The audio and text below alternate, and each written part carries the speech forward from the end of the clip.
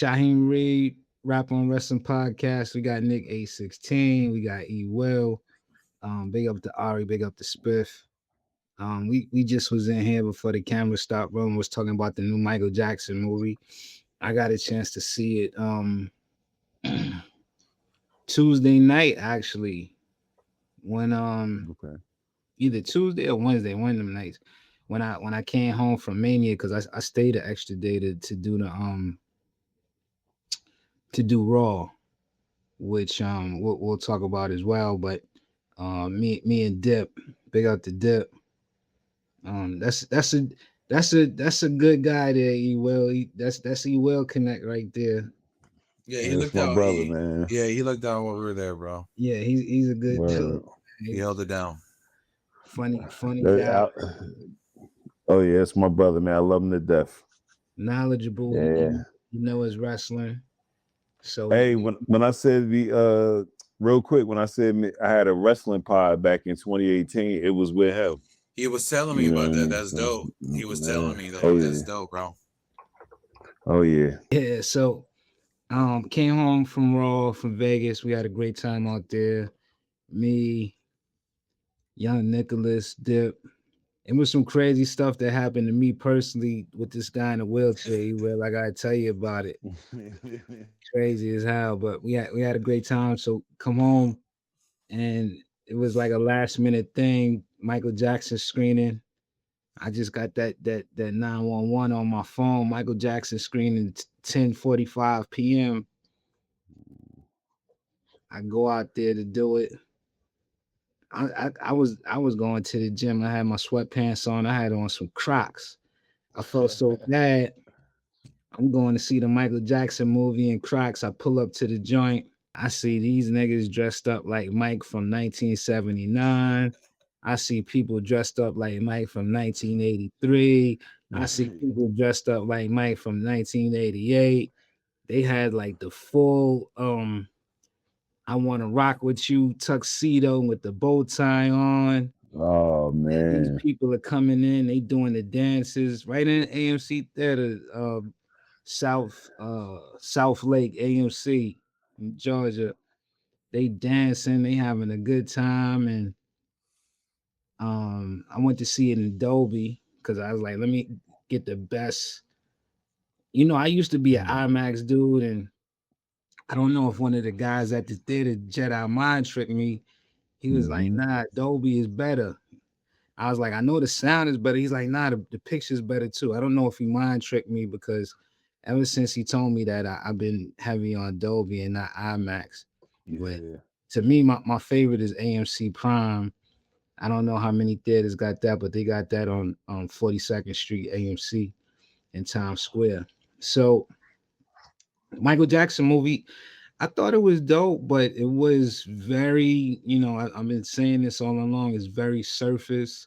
They don't really get in depth with his story whatsoever. Like it's very, what I'm saying? There's so much stuff that I was expecting to see in the movie that I didn't. Even if, not going to get into the personal side, I would have loved to see them get in depth. Like I've heard a lot of stories about the making of Thriller and making of Off the Wall in particular, and just his process of making music and coming up with lyrics to songs and um just that process alone. To me, I would watch a 3-hour movie just on the making of Thriller alone, let alone his whole career. But Oh um yeah. the bread and butter of the movie is the live performances that they do. Well, I don't want to say live performances, the performances that they do, they recreate some of his most iconic performances, Thriller, Victory Tour, Motown 25. And the ill part about it is that, first of all, his nephew Jafar, I think he deserves a Oscar nomination. Um, he kills it. Like he totally embodies Michael's spirit, um, the innocence and the innocence that he has, the passion that he has for art and music, and wanting to be the greatest in the world. Yeah. Um, he just gets it from the voice to the look. It's incredible. It really is like almost looking at Michael. And then there's a young man. I gotta write this young kid's name down. He plays young Michael Jackson in like the '60s, and he kills it too. He embodies Michael's spirit as well, and the performances are just as good as when you look at him on YouTube. But it's even crazier because they, since it's made for a movie, they get to show you different angles that might not have been possible back in '82 or back in 1968 or something like that. You know what I'm saying? So Yeah. you get to see these iconic performances, but you also get to see different angles meshed in. I thought Antoine Fuqua did a great job directing. I thought all of the acting was great. You know, don't look for nobody playing Janet Jackson. Oh man. They don't even mention her. Rebe, Janet, and Randy. You won't see a little kid in the background running around. There's not a mention of none of them. I don't know what's up with that. Be like, Don't expect to go in there and see a recreation of Scream. Uh, there's no Janet. There's no Randy. I mean, I guess it is Randy because they show stuff from the Victory Tour, and obviously Randy was on that, but they don't mention him by name. yeah. Yeah, Bubbles gets more screen time than Janet Jackson for sure. Oh man. But you know, I'm a Michael Jackson diehard. That's my favorite artist of Forever all goat. time. Yeah, I think when you talk about Michael, I think like Mike is better at what he did than anybody else was great at what they did. Yeah, but I enjoyed the Michael. That's my favorite artist of all time. So of course I'm gonna like the movie. I You think know, I read some of the criticisms from the critics. I think some of the critics have been fair. Some of them are too outlandish, but they don't go in depth in the story at all. So don't expect them to yeah. be going in depth. It's closer to a concert film than it is a biopic. But I liked it. I thought it was dope. Yeah, like you said, it was very limited in what they covered. I'm gonna go see it tomorrow, but I was hoping that they would cover more like his humanitarian side, and he's the biggest artist in the world, and he used his platform to speak up for the undervoiced and underprivileged. I So mean, they definitely showed that he had a love for kids, and yeah, they definitely showed that he had a childlike innocence himself. But I don't want to yeah, give too much away. But I'm gonna go see it again. I might go see it 3 times. You know what I'm okay, saying? okay, I wanna, it's something I wanna experience with my friends and family. I'm sure once you go see it, me and you might go see it yeah. together today. I So would. I want everybody, watching and listening to us, man, go see it because that's how we get more movies like this made. mhm. You know what I'm saying? And it's a lot of great African American historical figures, a lot from our time period, who they would have a great movie. And I think this is a great step to it.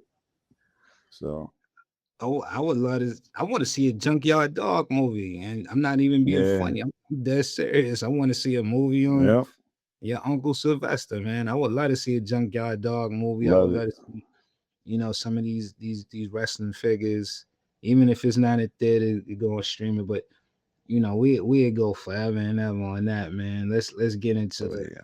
WrestleMania. Me and Nick was out there. Dip was out there. We had a great time, man, and it's cool. The interesting thing is that out of all of us here on this podcast, the wonders of technology, I had never met Nick in person.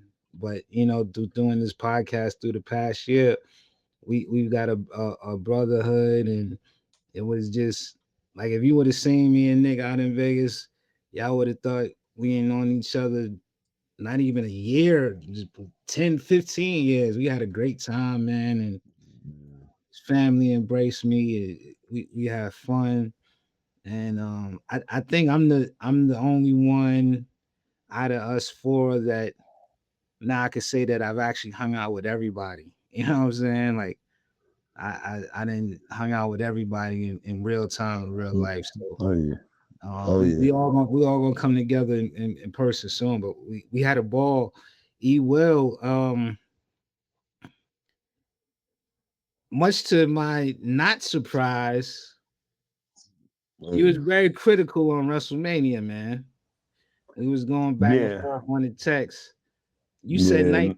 Did you say night two was like a 4 out of 4 or 5 out of 10? No, my exact words was night one was a 2 out of 10. God damn. Night two was a 9 out of 10.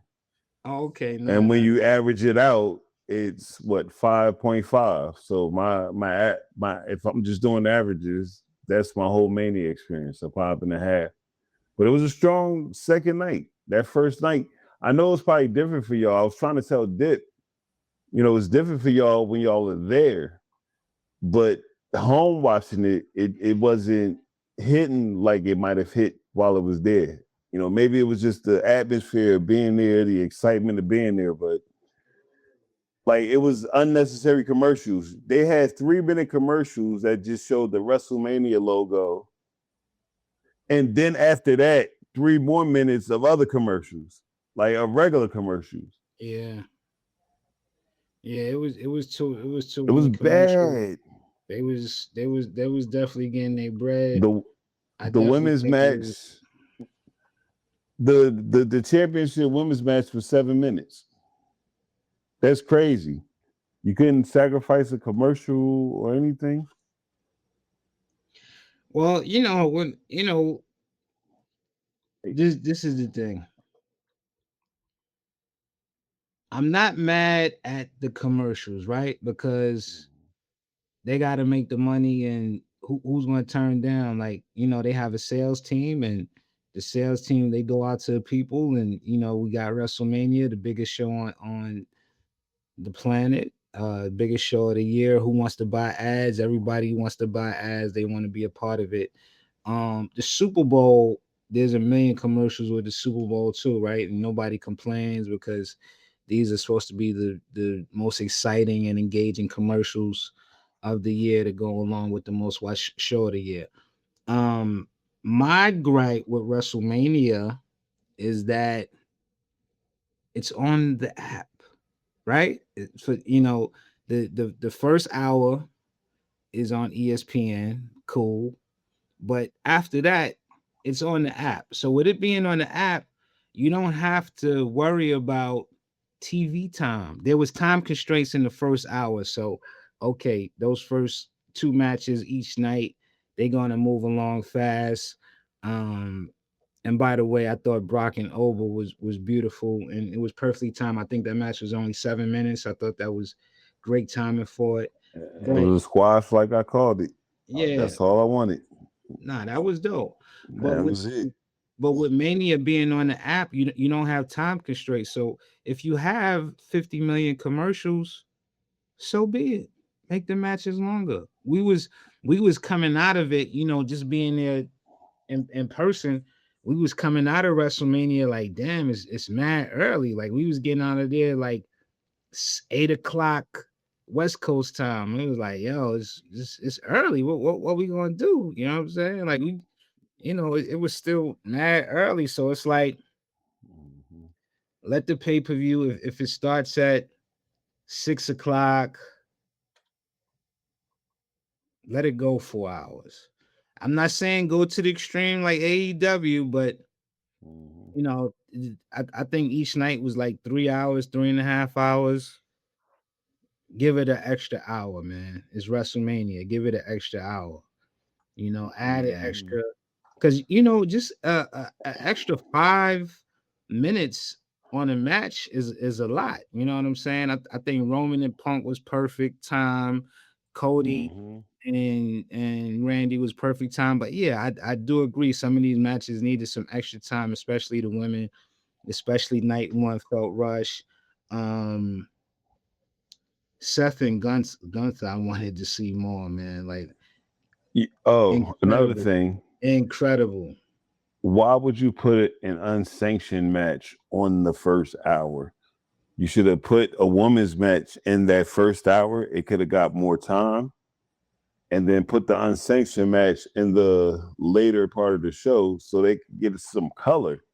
Because you have that match with all the weapons, but then you have with no blood. But then you have Cody and Randy. You got blood. So I was saying that too, and you know what I thought was interesting about it was that, well, first of all, the unsanctioned match is the unsanctioned match was because they got to put on like some of the most exciting matches to get that first hour on ESPN2 and ESPN. So, I guess they were banking on the unsanctioned match to draw more attention than one of the women matches. No problem. Um, but I too, like if you look at the previous episodes, I did want to see blood, right? But the crazy thing is that I'm like, ah, shit, the unsanctioned matches on ESPN too, so they're not gonna show blood, which they didn't. But the crazy thing is when I looked at ESPN later that night, the highlights of WrestleMania, they showed all the blood with Randy and Cody. They wasn't shying from it, and it wasn't in black and white. It wasn't blotted out. They showed full blood uh Cody bleeding from Texas Chainsaw Massacre style. So I don't know. Maybe I mean it was like 11 o'clock at night, Pacific time. So maybe they like, hey, since it's so late, we could show blood as opposed to showing it at 6:30 p.m. Eastern. I don't know, but yeah. it was weird to me. What was your standouts night one though, bro? Like what's some of your standouts? That's we talked about this. Me and well, Nick, you didn't really get a chance to talk too much about night one because you was shooting, but we was in the parking lot and you was talking to the fans. We could go through some of the matches, man. What did you think of that unsanctioned match? But I just everything to me, the takeaway, everything was short. I just wanted to see more, man. Like I felt like we were gonna get there, and it's just like nope, everything was over super fast. We should have got way more from that match, honestly, for an opening. I wanted to see more personally. I thought it was cool. I'm happy Jacob won. I just expected more. Yeah, obviously. As I think, Yeah, I was like, damn. Because hey, Sha, that's what I meant about the commercials. It was 3 minutes of a screensaver, a WrestleMania screensaver, and then 3 more minutes of commercials, and the matches were so short. Like they they felt didn't really tell any stories. yeah, they felt short in person too. You could feel it. It felt rushed. You know what I mean? But yeah, I think like not to blow it out the way, but night two was like is far beyond. It's like they studied what went wrong with night one and corrected it on the fly. Night two energy was crazy in there. Like Yeah. crazy, totally different. I mean, night one was hype, but like night two is just different. I can already tell by like it was much. There was a lot more people there. The energy was just higher. Like everybody was Yeah. excited to see Roman, bro. I think that's what it was. For real. Roman From got it. home, Roman got it. from home over too, man. Oh, but Like stadium went crazy. like Crazy. it when he won. You know how when the crowd go crazy, the camera kind of shook a little bit. Yep. You know what I Oh, mean? When the crowd be too ruckus, like you can feel so, the where we were at shaking, bro. Like from just people yeah. erupting, bro. It was amazing. It was amazing. The ladder match was night two, also, right? Yeah. That was fire. Yeah, Night two was night. lit. Yeah, night one was a little rough, man. Even with the Cody and no match, like I'm glad they got Jelly Roll and Pat McAfee out the way early, but then when did Pat McAfee become a sanctioned ref? Right. It was funny. Like, Like I thought it was fucking funny, but I was just like, like what are we doing? And then the whole time in my head is like, this feud needed neither one of them. Yes. Neither one of them. Pat McAfee would have been a great co-host or put him on commentary. He would have been awesome. But this, it was like leave well enough alone. I think that man, even if I mean the greatest thing would have been if Pat McAfee's gonna get involved. Why wouldn't Pat McAfee? He's commentating the match. They have him come. He's interfering. Randy gives him the RKO. Then Cody wins. Like that. I mean, that would have been acceptable as opposed to the referee shirt and he's wearing the neck brace like Bobby the Brain Heenan back in the days after Ken Patera snapped his neck. It's like, and that match was so good. That match was so good. Like they was working, and you could tell that Cody and Randy they was telling a story physically, and they wanted to outdo. It's like they knew that. It's like they a great rapper, right? Like that Roman and CM Punk is coming the next night. Like it's like you an artist and you gotta perform and Busta Rhymes is the headliner. You know what I'm saying? Like You gotta step it up. you gotta step it up. yeah. You gotta do stuff you never did before. And the Cody cutter off the top rope into the RKO and just all these great moves that they was doing. And it just got ruined by Pat McAfee to me. Like he just that was just some Benny Hill shit, man. I thought that was terrible. There we go. That's Yeah. what it was.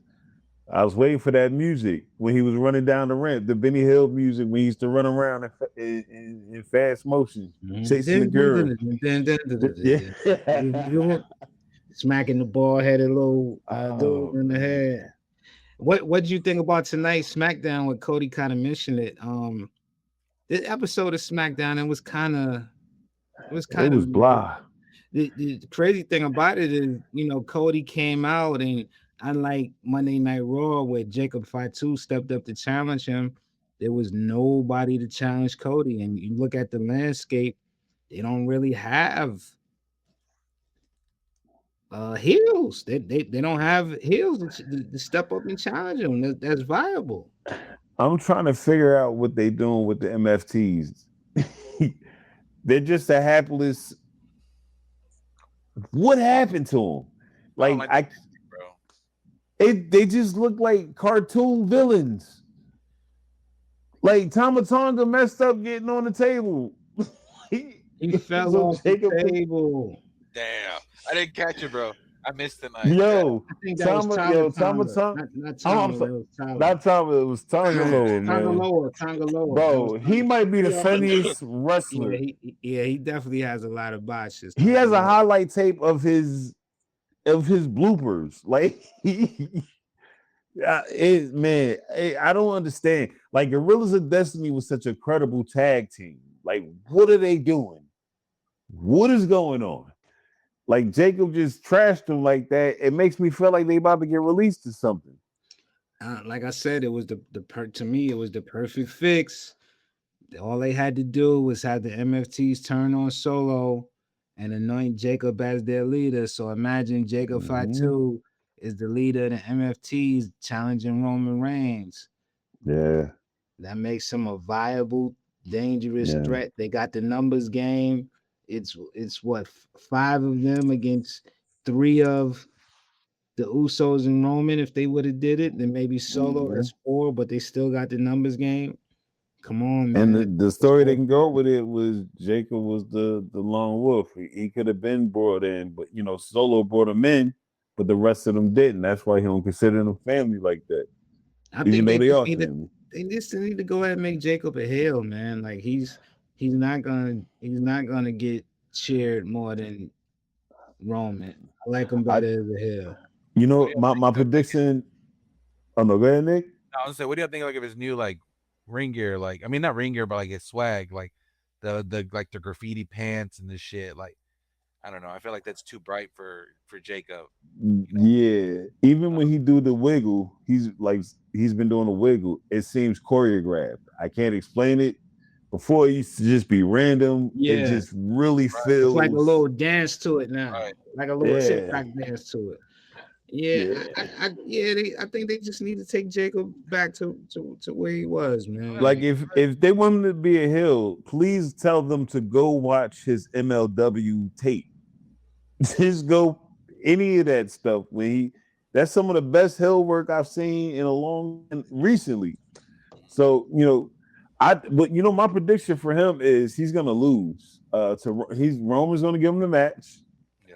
after what he did to the MFTs. He's gonna lose to Roman, but then he's gonna realize, he ain't ready, and he's gonna fall in line with his family.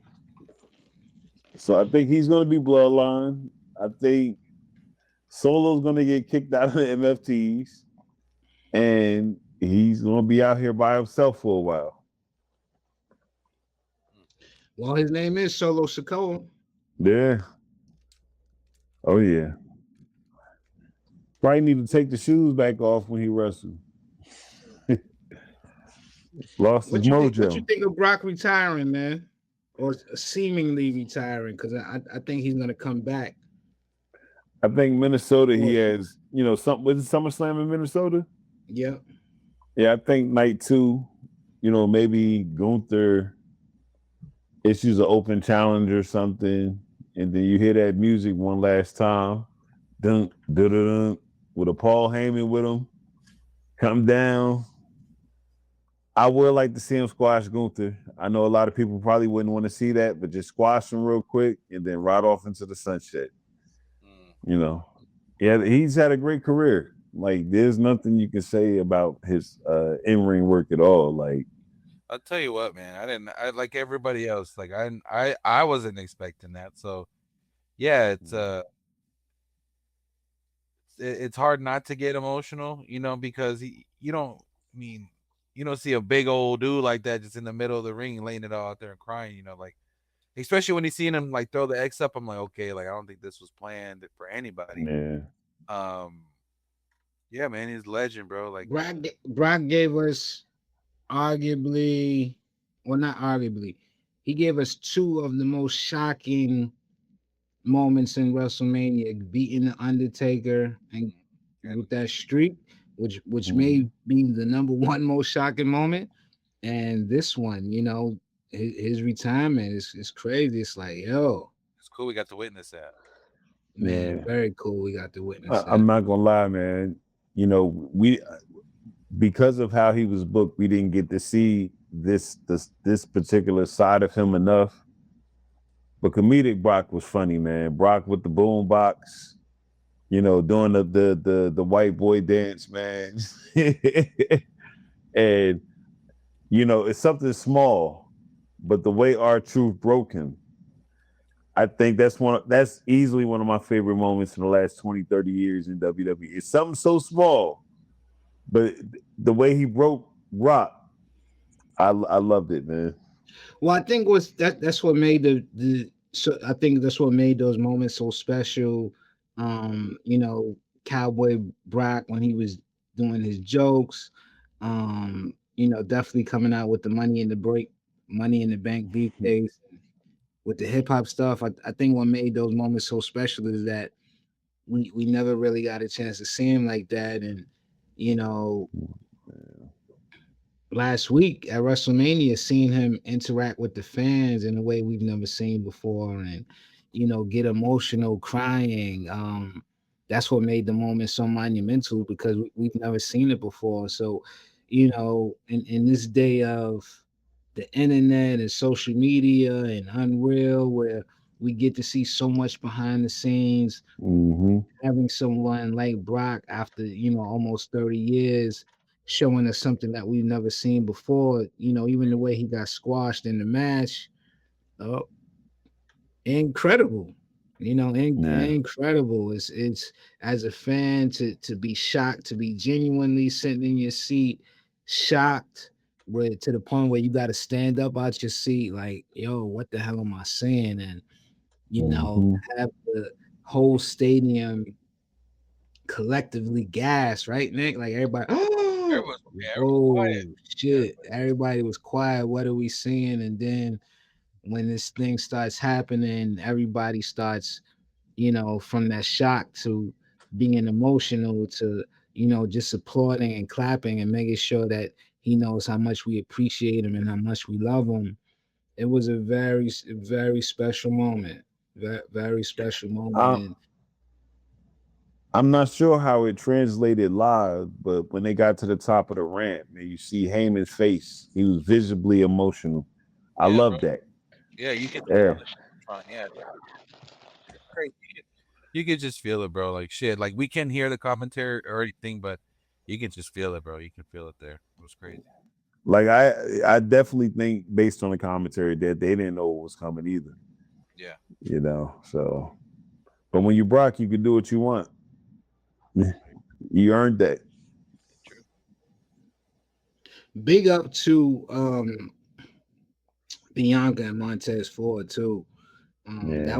That was another shocking moment of the night, but I loved it, man. Does that night one?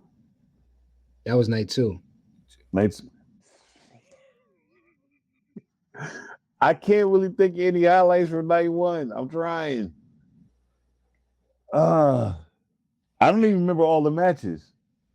Night one, I mean, to me, definitely Gunther versus Seth. I thought the match was That was dope. the match. That was my favorite match from night one, easily. And Yeah. this is a feud that when they pick it back up, they could go 6 months with this feud. Like when they pick it back, or a year, because these guys are workhorses.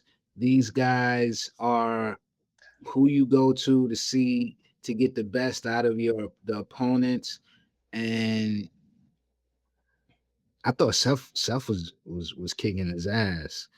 Surprising, coming back from injury. Seth had a point to prove, and these are arguably the two best in the ring.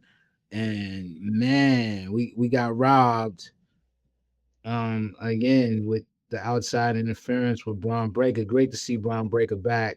And I think that's something that we all called that he was going to come in and interfere, but these guys were giving us a masterful performance. Yeah. Hey, for me, that match was like a 9 out of 10. But with the Braun, I wish Braun would have interfered after the match. You know what I mean? I think that would have hit harder because you would have gave the fans like a full one-on-one match and the surprise of Braun Breaker. You know what I mean? But I get it. Storyline purposes, Braun had to interfere. And what y'all did miss at the stadium when he ran back down to the spear to get Seth, they switched the camera angle and it was a bad angle at the last minute. If they would have kept it how it was with Dragon Lee, fire. But they did something where when they switched the camera, it looked like he didn't even hit Seth at all. Yeah, it was a little miss. Yeah. So From my angle, I just seen him running down that damn runway full steam ahead. mhm. Braun Breaker is incredible, man. I just wish, again, as much as I love Seth versus Gunther. I mean, if Braun Breaker is ready to do all of that, I would have rather. I think he deserved to have the match at WrestleMania against Seth. Like you don't you didn't need a build up. You could have set that match all the way to the night of. Like Yeah. that actually could have been the unsanctioned match because they've been like, oh well, he's not medically clear, but he wants to fight. We'll make this an unsanctioned match, and Yeah. that's something else for Gunther to do. But I think it would have been a dope surprise to make it a triple threat at the last minute. You know what I mean? The general manager come out and make some kind of crazy, wacky announcement and make that a triple threat. that would have been crazy. I mean, I Like, would have been there for it. I just think that the year that Braun Breaker has, um, from last year WrestleMania, be coming in WrestleMania last year as the Intercontinental Champion, losing the belt. coming to Raw the next on Monday, joining the Vision falling apart, him holding it together. Yeah. He should have been wrestling in the match. There's a lot of people I thought that should have been wrestling in the match, but I think we talked ad nauseum about it. I don't care what nobody says. I think the best match in night one would have been Asuka versus Kyrie versus Io Sky.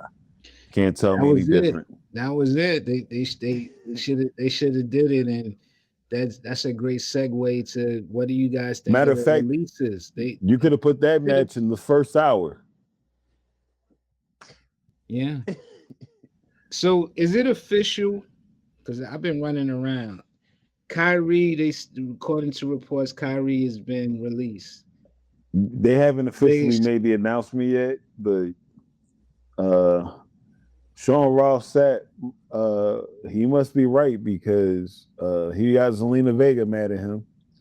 I'm just hoping that that's just one of those things. Like I'm not expecting Kyrie to have the groundswell of support, or I mean, she's definitely gonna get a lot of support. I don't think it's gonna rival the support that R-Truth got last year, but she's such a great wrestler, man. And they didn't even pay off the thing with her and Oscar. Even on Monday Night Raw, they didn't pay it off. They brought her back. This was her, because she was IW. She was the first IWGP Women's Champion. She was killing it in Japan, and she decided to come back, and this is how they repay her. I mean, yeah. I think with Kyrie it's been a wasted run. All that Kyrie, I hate Yeah, that. like I her and think that Oscar was was a better wasted than that. run. They're better Way than that, better than man. that. They got the swag. And Kyrie, she's a high flyer. She could brawl. She's one of the better She had a match with wrestlers. Penta. Listen, She can go. She could go, male or female. She could go, man. And I just hope that if they did let her go, that she can get that support where they say, okay, maybe this is a mistake, and maybe we just got to restructure the contract and bring her back like they brought back R-Truth. So, hopefully she comes back, man, because I think she could go. I think she's Mhm. one of the ones. Um, I was surprised Zelina Vega and Aleister Black um got their release, especially since Aleister Black just came back. They couldn't really find anything to do with him, which is surprising because he could wrestle. You would have thought that I thought that him attacking CM Punk is a no-brainer. Like I think like come on, that's a great feud. Punk would elevate him. uh Straight edge and that dark side. I thought that would have been great for him to just attack CM Punk on the Monday after Raw. I would have said I would have let him go to AAA. He would have killed it down there. Mm. Yeah, they got like Ludwig. I'm sorry, El Grande Americano is having the run of his career down there. Like he's the biggest face in AAA right now. He's a heel on WWE, but he's a super face in AAA. Like some of those wrestlers going down there had a nice little resurgence. I think him and Zelina Yeah, would have done well Garza, down there. him and Selena, they would have cleaned up, man. And Santos went down there. yeah, and Selena, she's from Queens, so I'm always gonna big her up. I always got bigging up my borough. But I thought she was dope. I thought she at first was, to me, just a talker. I thought she had a great personality, but to me over the years she improved in the ring. And I thought she was a star, man. Like the way she does the cosplay and real life. Mhm. Well, I don't want to say in real life, away from the ring, outside the ring, she does the cosplay and she's into the video game and streaming on Twitch and into the movies. I thought that was something that they could have played into, and she could have been like a female Miz in the fact where you can use her as an ambassador to do different things. Like I would have had her interviewing the cast of Daredevil and say that Avengers Doomsday and stuff like that. I would have think had that's our world. Yeah. had her leaning into that. She's into the video games too, is what I thought. And she Hey, and when she dress up, she's dope with the fashion. So I feel like she was an all around star, somebody who you could utilize not just in the ring. In the ring, she's one of the smaller women, but she's feisty. She was a good U.S. champion, and just looking at what she was saying she wanted to do with the U.S. belt to defend it all around the world, I thought that would have been really cool. Um, I think she has a lot going for her, like she's talented, she got the personality, she's beautiful. Um, I she could would be a heel, she could be a face. I would like to see her in Alistair in Japan. Especially with, and she's with the cosplaying and video games. That's the perfect place for her to do a lot of dope content. I think it's some great matchups for both of them because she has Stardom and Joshi Pro Wrestling out there. The sky's the limit, and my favorite highlight of Zelina Vega of all time will always be Backlash Puerto Rico. That ovation she got at home, it was one of the most beautiful things I've seen, man. And it was well deserved. She put on a great match with Rhea. Rhea, even though she won, she still gave her the ring and she soaked it up, man. So Well, one thing at least, like they're together. You know what yeah. I'm saying? They're together. They both could wrestle. They got a good gimmick together. I know he just left AEW. I Maybe don't think that bridge is burnt. okay. Yeah. I think there's a chance the lights will go out and come back on and he's black magic somebody and she's right with him. Well, one thing about AEW, right? Like we've seen like these gaps where those guys they going crazy. So unfortunately, there's a lot of injuries at AEW. So they Yeah. they could use a filled out roster because you never know when somebody is going to be on the shelf for a few weeks or just need a break. You know what I'm Yeah. saying? Not even injured, just need a break. So good luck to them. Yeah. Wyatt Six, after such a great debut, they never really got their footing. But maybe it's time for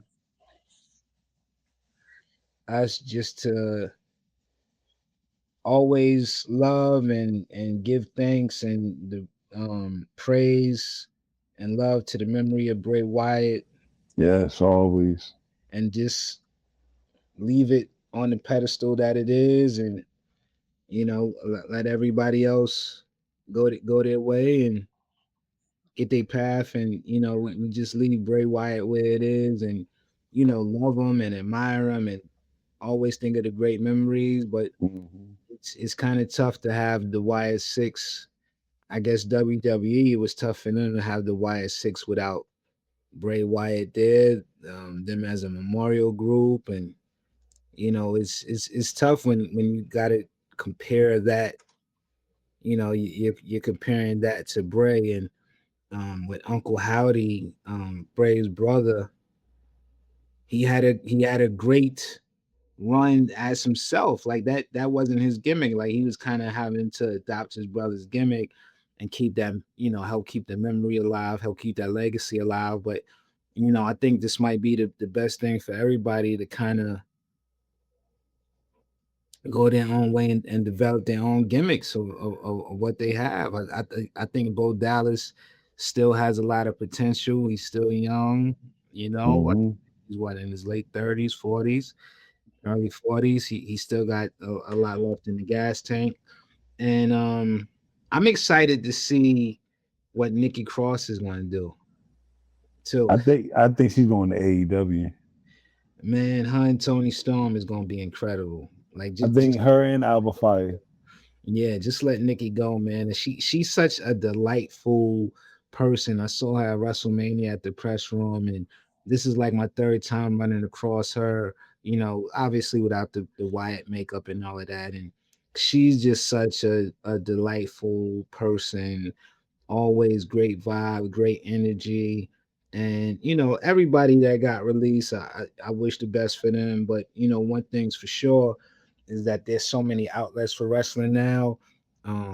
Whether it's a big company like WWE or AEW or TNA is an outlet too. Now they have a TV deal.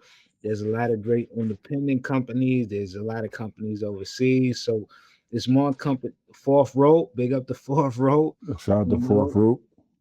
Smoke Diz and West Side Gun. I would like to see them sign a couple of these people too. Yeah. Okay, can I make a suggestion? No, not even a suggestion. I don't know if you're seeing this, Tony Khan. You have one of the best gimmicks going right now in Blackheart Leo Rush. Give him Dexter Loomis. Let him create a little faction with that. Let him get cooking with that. Dexter Loomis. Give me Rowan. I don't know too much about Joe Gacy, but give me a crazed Dexter Loomis with that Leo Rush, man. That'd be a fire faction. You think they form the House of Black again in AEW because Brody's smoking, or maybe he goes at Brody. Maybe that's it. I wouldn't do it. Yeah, I You don't wouldn't. think that's a feud though? Maybe that's a feud because now we see him on his own now. Yeah.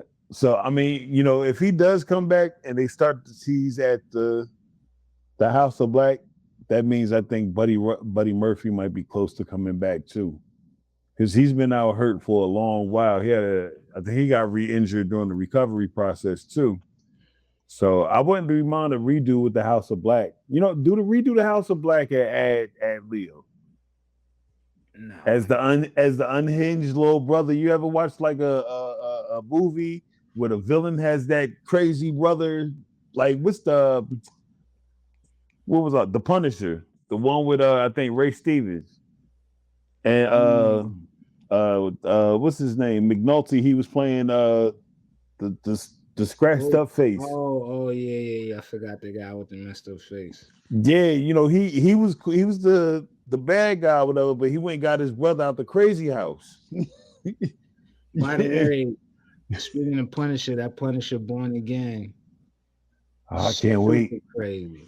Hold on, did it drop? Not the you talking about Daredevil? Daredevil Born Again, my bad. Yeah. Daredevil Born Again, super crazy. Jessica Jones, crazy. Darth Maul is crazy. Invincible. This was a dope season of Invincible. You think we see Luke Cage? Of course, they it's already confirmed. They've already because. I'm talking about in this season because we seen Punisher, we've seen Jessica Jones. I think we'll see Luke Cage pop up, but they've already shown pictures of Luke Cage and Iron Fist filming scenes for season 3. So I think they'll get the tease.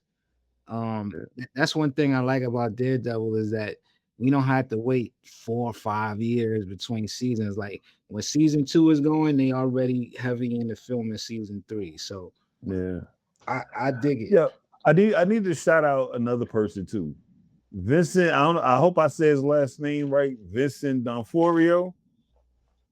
D'Onofrio. Everything he's done from Law and Order to the cell with J-Lo. That's still one of the creepiest villains I've ever seen. Everything he does is A1. Him as Kingpin, excellent. He should have got some kind of award nomination for that. I'm not sure if they give out awards to, action, Marvel shows, but he's killing it as Kingpin. He's one of the best. He's one of the best Marvel villains. Period. I mean, I think right now, I think it's pretty clear that Thanos is the best. I got throw Killmonger in there too. Damn. Man. Yeah. I put him after Thanos. Okay. Thanos destroyed the third of the world. So yeah, Thanos is him. But and Thanos was Killmonger was fantastic though. So We I got to throw Magneto, or he don't count. We're not. Well, we talking just Magneto the count. MC, huh? Magneto, we I think we could. He's grandfathered in. Yeah. So Magneto over Killmonger or Magneto? I mean, Killmonger Yeah. is just one movie. Magneto, Yeah, I'm gonna have to definitely get Magneto. Yeah. We share the same name too, so you know what I mean. I'm a little biased. Eric. Um, so Thanos, Magneto, Killmonger. You got to put Loki up there. Loki was going crazy, Yeah. and then Green Goblin to me. Green Goblin to me. Yeah. Then he killed Aunt May. Yeah, Yeah, he up there, man. Green Aunt May was a Goblin, son sweetheart, of a man. bitch. We ain't seen Happy ever since.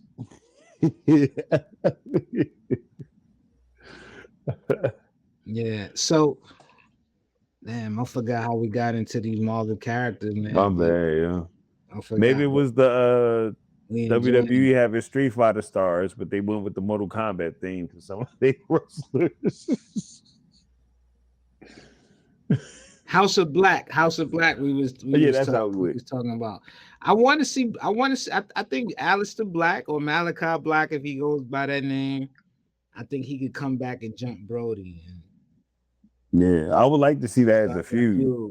Yeah, That's do that feud, and then let Murphy, let Buddy Murphy be like caught in between.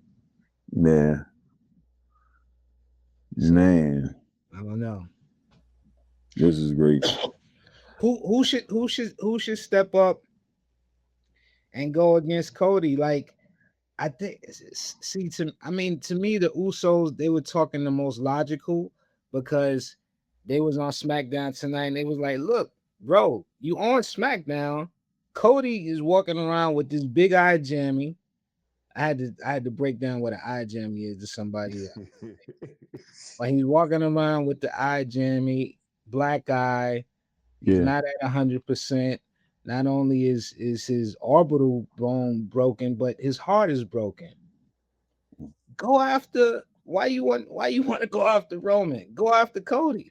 It's on the show. Like why you want to hate? You hating right now. Join the bloodline. They're laying out logical scenarios. It's not like they're, you know what I'm saying? It's not like they are shooting for the moon or they reaching. They laying out a logical scenario, bro. Join the bloodline. Team up with us. You saw what we do before. You gonna get the bread. You see everybody that joins Roman levels up from Sami Zayn on. Sami Zayn was fighting the Jackass crew. He's a made man. Join the bloodline. Roman already said he not looking for nobody to be on his thumb. Like let's get this money together. Why you hating? Go after Cody. You and Cody already had beef. Y'all already beat the hell out of each other on Saturday night's main event. He should have went after Cody. I agree. He should have went after Cody. There's nobody in line. Drew McIntyre, who knows where he is. Randy wasn't here this week. I gotta look at the SmackDown roster to see who I think it could be that can. Because I don't know. Kevin Owens is injured. Drew McIntyre, Jacob beat Drew McIntyre, so Randy just lost. So Jacob really is in line to be the number one contender. He should have went after Cody. And then I thought with Gunther beating Seth, Gunther should have stepped to Roman on Monday Night Raw. But they got Gunther and LA Knight in the feud, which is nonsensical. It's nonsensical. Like it doesn't even make sense. And it's like they don't have anything for LA Knight to do. Yeah, and it's like LA Knight is, I guess he's too popular to turn heel, but he's gonna get washed. He's gonna get washed by Gunther. But I thought Gunther versus Roman, that's it right there, because to be honest with you, they never fought before. It's two juggernauts. it's a match where if Gunther beats Roman, it's not like, oh, I'm shocked, but it's not, but it could happen. Like Yeah. it could definitely happen. Like he could. Gunther's one of the best. He's top 5 right now. Yeah. So I don't know, but I mean that's the state of play right now. Gunther coming off WrestleMania. I just feel like you got to keep Gunther hot, man. Like imagine Yeah. if imagine if they had Gunther fighting Roman, even if he doesn't win the belt. Roman. I guess they want to keep Gunther undefeated to go into SummerSlam. I guess they want to keep him hot, but Yeah. even if he beats Roman by disqualification, like he could say, "Oh, I came this close to winning the belt." Like I would have had him. I would have had him going against Gunther. So Yeah, Gunther. I don't know, that's it, man. This man. this gonna be a rough one. I'm sure it'll be a decent match. Before we close out, we saw Sammy and the Gingerbread Man today. I think that Gingerbread Man shit is hilarious. He attacked on SmackDown. He attacked Little Yachty and he attacked Trick Williams. E, what do you think about Trick becoming the new US champion, and how do you see this feud with him and Sammy playing out? You know, I'm and it's tough. Carmelo Hayes wasn't on SmackDown tonight, I don't think. Yeah, nah, he wasn't there either. Um, it's tough because like I want Trick to be champ, but I want him to. All right, you beat Sammy already. Move on. It's the start of a new season. Um, but I saw it coming. I saw when the the gingerbread man hopped out the truck with them. I was like, oh, they're gonna do a bait and switch. They're gonna do the same thing. And this is not a comparison, but when Hangman was in the snowman outfit, Right. it tricked everybody. So it's like I kind of knew what was going to happen. Also, shout out to Yachty, man, stepping out of his comfort zone. He's doing all right as a manager. Uh, he's I'm not mad at him like at all. Shout out to him. My only issue is Sammy hit him in the back and he was knocked out. He didn't hit him in the head, hit him in the back with a candy cane, and he was knocked out. Man, you don't know if that candy cane was loaded. Yachty was only about Yachty ain't no big dude, man. Yachty is about Yeah. I don't think maybe I he's think it was a 6'8". cattle prong, maybe. It was something, man. It was loaded. It was gimmick. That candy cane was, Yeah. they got that from Christmas Palace or something like that, and And they got to get Trick a bigger hat. I like Trick, man. I'm happy they didn't dive into, even though basically Sammy is pretty much the villain. Trick is pretty much the face when they going against each other, but I like that Sammy is still, he's like, yo, whoever riding with me since day one, we gonna keep it going. Whoever booing me, that's cool. He put Trick over today on Instagram. He said, Trick, you did a hell of a job. And I'm with it. I'm with Yeah. it. Trick is by the way, we got the interview with Trick Williams coming this week on the Yes, Rap sir. on Wrestling podcast. We got some great interviews. Tiffany Stratton, Jay Cargill, the Irresistible Forces, Jacob Fatu. We got some dope interviews that we just gonna be dropping. Jim Jones, Mano, Fab, Davies. Man. We got a lot, man. Hip hop and wrestling, bringing that marriage together. Um, Thank you to everybody that been rocking with us this past year. We started last year, really kicked it off WrestleMania season last year. We've been going strong. We done got a lot of great cosigns. We done did a lot of dope interviews and putting out content. And I feel like we just getting better. We did a lot in this year. But hell, year 2 is here now. Fasten your Yeah. fasten your seatbelts. We only getting bigger and better, and I appreciate y'all brothers Yes, rocking. sir. Obviously, the Oracle and the Spiff TV. We love y'all too. Oh yeah. Appreciate y'all, everything that y'all do, all the contributions y'all made, just to making this a very eventful. Every time we come on here and talk, we're gonna keep it going, man. Like, share, subscribe, tell a friend to tell a friend. The Rap on Wrestling podcast. This is Shaheem Reed for E Will, Nick A16. Y'all want to say anything about this past year? It's been dope, man. Uh, yeah. Listen, man, I tell Shy all the time, man. Y'all, you fellas, you saved me. You gave me a purpose. I'm dealing with this kidney stuff, man, and it's a big lifestyle change for me. I can't travel like I want all the time, and it just feels good to be a part of something, And this is going to be great. The future is so bright for us, man, and I just believe in everything we doing. We all love wrestling, you know. Regardless of what everybody thinks, I don't hate WWE. Okay, I watch everything. I'm just really critical because that was life growing up. So to see where the decline, it's tough. When it's an easy fix, but as far as this pod, I'm thankful for everybody. Shout out to Gats, our extended fam, Gats, Dip, Pretty Lou, DJ Juanito, R Truth, everybody who's ever joined us, man. Enzo, Everybody, we've had a great run so far. we got to see Adele too. Big up to Adele. We seen her out WrestleMania weekend. Wow. Yeah. So yeah, man, more and more hits. The quote nice and smooth. We keep coming back with more and more hits. Um, we got an interview coming out with Danhausen too, and I like Danhausen a lot. He's a great guy when you meet him.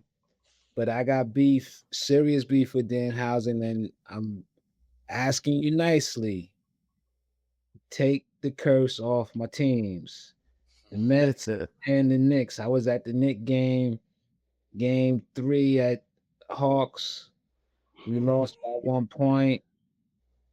We lost at the Garden game 2, I think by 1 point. CJ Yep. McCollum, 2 clutch shots. Yo, Danhausen, man, Hey, he stop cursed playing with us, Stephen A. bro. Hey, he cursed Wemby too, apparently, because Wemby's out. So Uh, Danhausen, stop playing with us, man. what you doing, Nothing, bro? nothing but blessings. Nothing but blessings. We don't even deal with curses, man. Nothing but blessings. The Knicks and the Mets. oh For my yeah. sanity, they got to come back and do better. And I believe in both my teams. So that's it. We logging off. I'm on my way to New Orleans to get up with Trombone Shorty. So Hey. we out here, man. Rap on Wrestling Podcast.